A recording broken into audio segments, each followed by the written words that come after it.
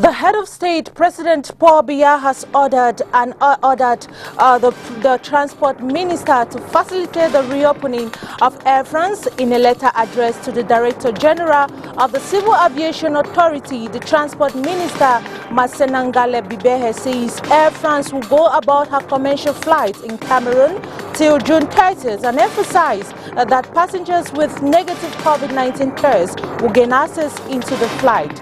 Meantime, nurses in Cameroon are decrying the fact that their work is not recognized by doctors and the low salary they received are some of the challenges they face as they join their peers worldwide to celebrate the International Nurses Day. Details of this and many more in a bit. Good evening, ladies and gentlemen. Thanks for joining us on the 6 p.m. newscast on Spectrum Television. The Ministry of Transport has ordered the Civil Aviation Authority to facilitate a weekly flight of Air France preparing to resume its Douala route this month.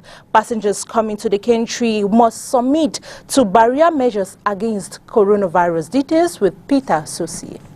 The Cameroon Civil Aviation Authority has been authorized to execute weekly commercial flights of the Air France company in the Yaoundé-Simalène and Douala International Airports from May 4 to June 30, 2020. The Minister of Transport, Jean-Ernest Masinangale Bibehe, in a release to the Director General of the Cameroon Civil Aviation Authority, has asked her to collaborate with the Cameroon Airport Authority, RDC, and the Air Navigation Safety Service, ASEGNA, to ensure the realization of the order. The transport boss has also emphasized that passengers of these flights will present a negative test for COVID-19 before takeoff and submit to self-quarantine at their own cost once they touch down in the country. The Cameroon Civil Aviation Authority has been instructed to properly follow up the passengers who, like the flight officials, must wear their mask and respect social distancing during the flight. The announcement comes at a time when the Cameroon government has closed her air border since March 18, a move which has been reviewed 3 times. Air France authorities have also announced the resumption of flights to some African countries as well. The Cameroon Civil Aviation Authority has been authorized to execute weekly commercial flights of the Air France company in the Yaoundé-Simalène and Douala International Airport. And the Cameroon government has, through the Ministry of Mining, has signed a memorandum with the Cameroonian Industry and Wood Exploitation Company. This memorandum is timely as President Paul Biya has implemented the industrialization master plan, which is one of the current mandates. This project is meant to transport exploited wood into paper and other valuable furniture to meet up demands. Details with Violet Sekum.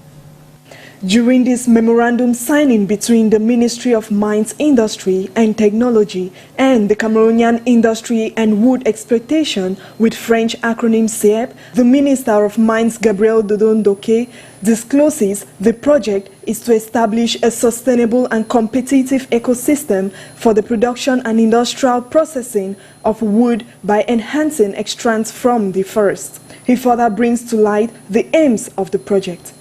Cameroon Wood Industrial and Exploitation at the site of the former Selucam at Edea will be a project to develop the transformation of our wood. The first steps will be consecrated to the exploitation of the wood by the high technology procedures, and the second step will be the transformation of bioenergy in the site that will allow us, we throw the wood to transform it energy, bioenergy, which will be used around the site of the project. And thirdly, the project will permit us to transform the wood to the paper. The Director General of CEP, Mohamedou Hamida, assures full readiness of the task ahead. Signer le mémorandum qui nous permet d'avoir accès au site, c'est-à-dire we just signed a memorandum which permits us to exploit many sites, that is to know the area and know how to implement the project. To finalize this project, we already have machines which have been commanded for this project so far. Minister Gabriel Ndoke rounds off by suggesting to the promoters of the said project to include in its action plan large-scale production of made-in-Cameroon furniture of good quality and great value so as to meet up national and international demands. On behalf of France, Minister for Europe and Foreign Affairs Director for Africa and Indian Ocean has replied to Professor Maurice Kamto's letter of April 18. In his letter, the MRC opposition leader urged the French Foreign Affairs Ministry to look into the political atmosphere of the country. Details with Emmanuel Kenjisi. In the one-page document signed last April 29th, the Foreign Affairs Director for Africa and the Indian Ocean, Remy Marichaux, revealed that he was delegated by France's Minister for Europe and Foreign Affairs to reply to a letter Professor Maurice Kamto had sent on April 18th. The political situation in Cameroon and the audience that President Paul Biya granted the French ambassador to Cameroon last April 16th were the main subjects of Maurice Kamto's letter. Remy Marichaux further explained to Professor Kamto in the letter that the French ambassador to Cameroon requested the said meeting with President Biya in accordance with instructions he received in order to follow up on a meeting that had earlier taken place on the 1st of March between President Emmanuel Macron and Paul Biya. The meeting, as disclosed by the French ambassador, was focused on the initiatives taken by France in support of African efforts in the fight against COVID-19. This is coming at a time when Professor Maurice Kamto, leader of the Cameroon Renaissance Movement political opposition party, on April 15, called on the National Assembly to declare a power vacuum in Cameroon following the prolonged absence of Paul Biya. And now the Cameroon Industrial Cotton Corporation, CICAM, has justified the price of our face masks on cost effectiveness as well as the huge production cost. This was at a press conference today in Douala in a wake of controversy over the unit price of the mask set at 1,300 francs CFA. Details with Peter Susi. The price of face masks produced by the Cameroon Industrial Cotton Corporation, CICAM, has been raising dust, with a cross-section of public opinion saying that the unit cost of 1,300 francs CFA is exorbitant for the common Cameroonian. But the management of the company says such claims are unjust. Contrary to industrial masks sold in pharmacies, the option of sterilized, bleached, and reusable tissue is cost-effective since it can be washed 15 times. 1,300 francs CFA by 2 will give you 2,600 francs CFA. And for a family of 5 persons, 2,600 francs by 5 is 13,000 francs CFA compared to 600,000 francs for industrial mask. Before pressmen in Douala Tuesday, the managing director also argues that the huge cost of production, coupled with transport, energy bills, salaries and insurance benefits, justifies the 1,300 francs CFA for the mask. With no state subvention, CICAM is depending on loans to function. We contracted loans that we must reimburse with interest of 500 million francs for this year. On the thorny issue of the availability, production is not for the public, the company says, but on special orders.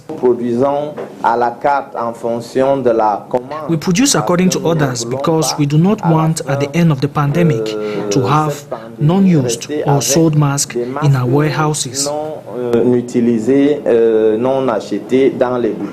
CICAM, that was already bleeding financially before COVID-19, has seen its production altered, with the company incurring a loss of over 1 billion francs CFA for sidelining production on Labor Day. Managing test cases when it comes to COVID-19 patients needs a lot of professional guidance. The question of who should be tested draw the attention of Adra Ali, who answered the question with the help of a medic. Her report. The race who should be tested when it comes to the COVID-19 virus remain worrisome to many, with most people who may have mild illness and recover at home without a need for a test. Medics at the Lakentini Hospital in Douala says decisions about testing in Cameroon are by the states or healthcare provider. There is a consultation test that is carved out for patients who come in with symptoms, and maybe because they called the free toll number 1510. From there, we move to find out if they are ready to take the COVID-19 test. According to medical experts, not everyone who falls sick should get tested. Our reports say antibodies tests may not be able to show if you have current infection because it takes 1 to 3 weeks after infection to make antibodies to protect someone from getting infected with the virus again. The message here is that it's not because we come in contact with COVID-19 patients that we have to automatically do the test. The tests are for those who present the symptoms.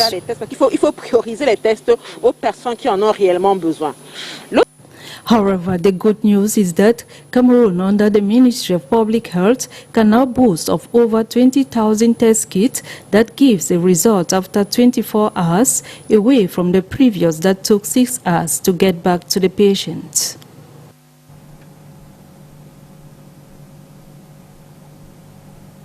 And now the coronavirus, just like other viruses, have a huge tendency to spread and cause havoc on a short period of time. Epidemiologists affirm that the coronavirus pandemic is following the same trend.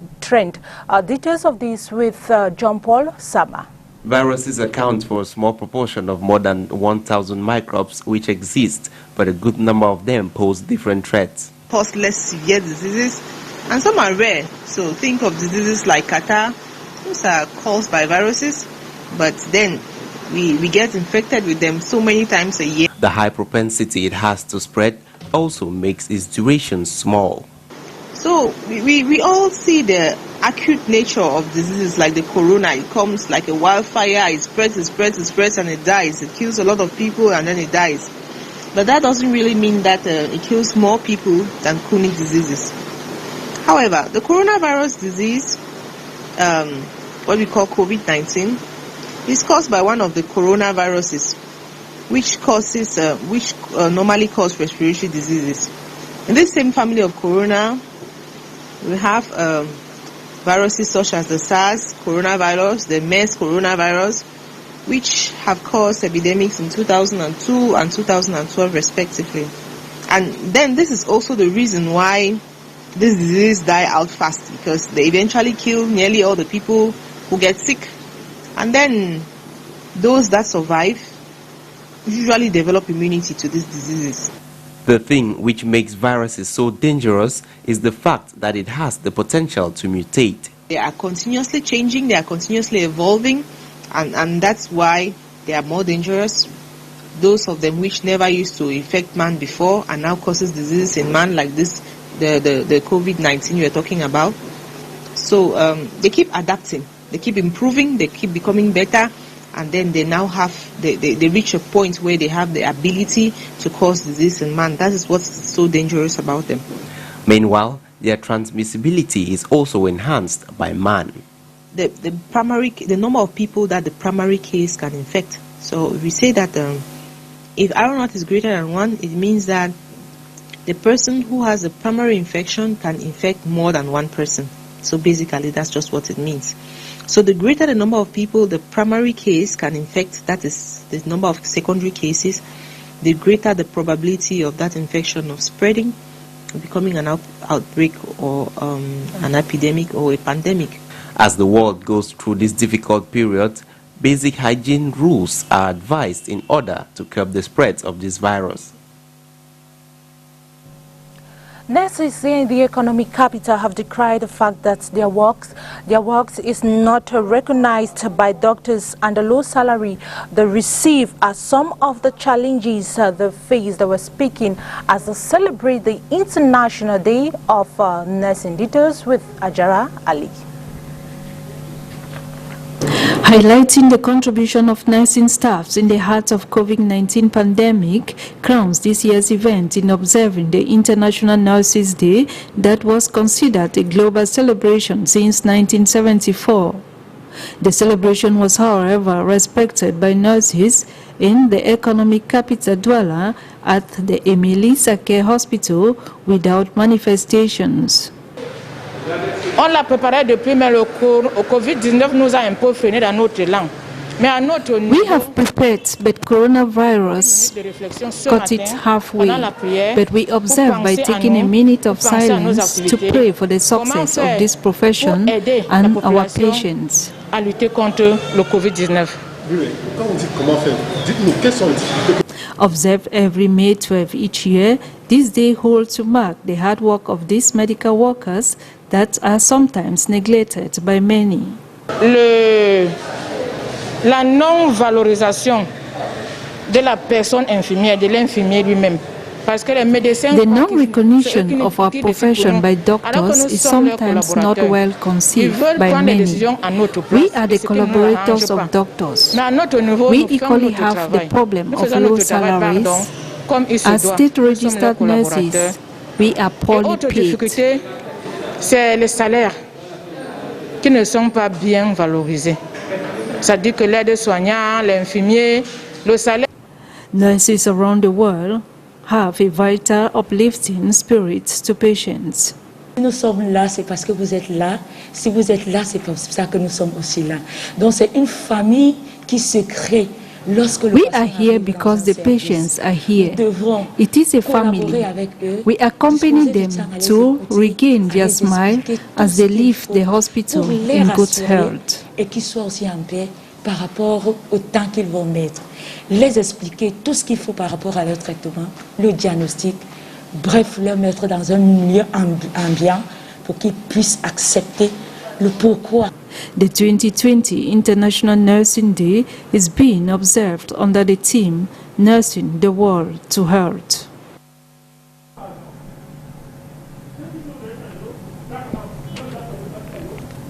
And on to something else, inhabitants of Besengen neighborhood in the Douala municipality are calling on local authorities and the company which constructed the drainage to manage it properly. They are faced on a daily with bad odor and have to battle with mosquitoes as a result of stagnant water along the drain. Details with John Paul Sama. It's now becoming a deja vu nightmare for locals in Besenge who are bitter about the drainage situation, which is still the same even after the company charged with its construction solves the problem of stagnant water and floods. Every time it rains, there's always water on the sidewalks, and the mosquitoes here are too much as a result of the stagnant water, which is very dirty. A situation which has been ongoing for a while now, with no permanent solution provided by local authorities. We have taken this problem to various authorities, and at one time they told us that the work are meant for the cleanliness of the neighborhood and not to control floods. At the time, there was a heavy rain which had left the whole area flooded beyond recognition. Even the contractors of Brazil witnessed this situation. They are, however, blaming the poor construction of the drainage by the contractors. You will bear with me that the drain is not deep but wide, and when it rains, water gets into our houses. Even at that, they are also calling on those living around this area to avoid throwing dirt into the drainage. We, on our part, are sensitizing our neighbors on the ills of throwing dirt into it because there is a group of hygiene and sanitation agents who pass around on weekdays to take away our dirt. They are also, however, calling on those in charge to have a second look at this project and a definite solution be provided to this problem. In religion, the 5 pillars of Islam are some basic acts of Islam considered mandatory by Muslim faithfuls, and at the foundation are equally the foundation of Muslim life, where fasting, praying and almsgiving are part of the five Islam or pillars are highly practiced during this period of Ramadan. Details with Violet Sekum. According to Islam, no matter how sincere a person may believe, it's regarded pointless to live a life without putting the faith to action. The 5 pillars of Islam are the 5 obligations that every Muslim must follow in order to live a good and responsible life. Imam Haruna Mohammed brings to light these 5 pillars of Islam. Les 5 piliers de l'Islam sont l'attestation de foi qu'il n'y a aucune divinité digne d'être adorée. The 5 pillars of Islam are the attestation of faith, where no one is worthy to adore anyone else except Allah, our unique reference. The second is the prayers, which is an obligation for all Muslims. We also have zakat, the third pillar, which is almsgiving. And when it's the period for Ramadan, we have to fast because that's the 4th pillar of Islam. The 5th and final pillar we have is the pilgrimage to Mecca, if Allah gives you the means to go there. C'est le pèlerinage à la Mecque, si Allah vous donne les moyens de vous y rendre. He further reveals, during the Ramadan period, certain persons are not eligible to fast but can compensate via giving to the needy. Mais dans le mois de jeûne, Allah nous a instruit, c'est-à-dire selon la jurisprudence islamique. But during this fasting period, Allah instructed us in the Quran that and can't resist hunger, don't have to fast, but will in turn feed a needy. Donc lui doit rembourser son jeûne de la manière suivante, c'est-à-dire nourrir un nécessité. These 5 pillars, Shahada, Salat, Zakat, Som and Hajj, are believed to guide Muslims to put their faith first and fit it in around their secular lives. And now in our foreign page, United Airlines closed down 4% on Monday amid a social media firestorm due to a picture posted on social media showing a crowded plane suggesting loose social distancing rules. It is a symbol of how major airlines are financially hurting and trying to keep planes in the air at the same time. VOA News Report.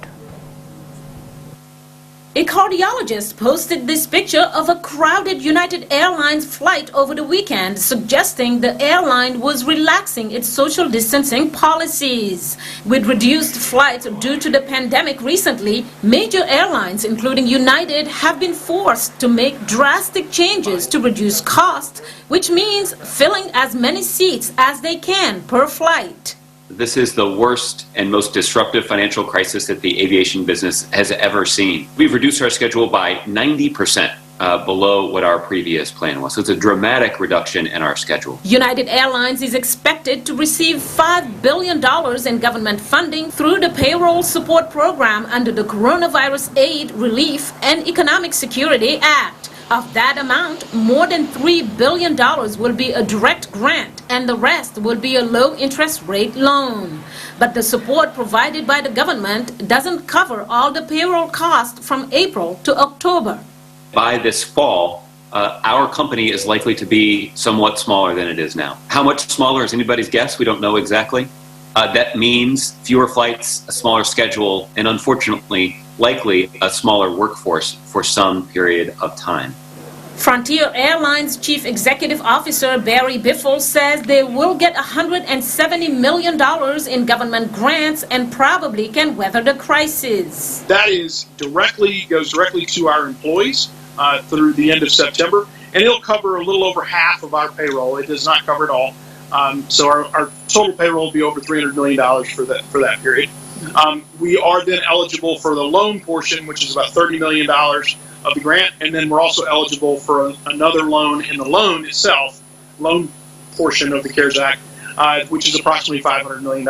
Other airlines around the world have not been as lucky. Latin America's second largest airline, Avianca Holdings, filed for bankruptcy on Sunday after failing to meet a bond payment deadline. Mariama Diallo, VOA News.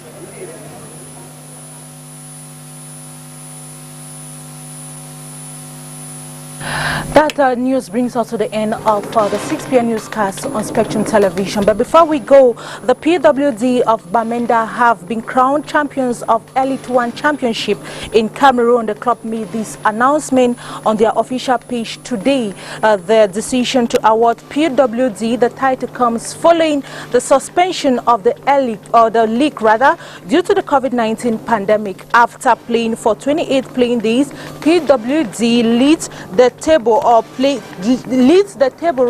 47 points, one ahead on Canton Sport of Garoua, and former Indomitable Lions coach Philippe Redon is no more the Frenchman who led Cameroon to the 1992 African Cup of Nations semi-finals. Died at the age of 69. Before his coaching career, he played professional football for Paris Saint-Germain and Stade Rennais. That brings us to the end of the 6 p.m. news on Spectrum Television. Thanks for watching. Good night.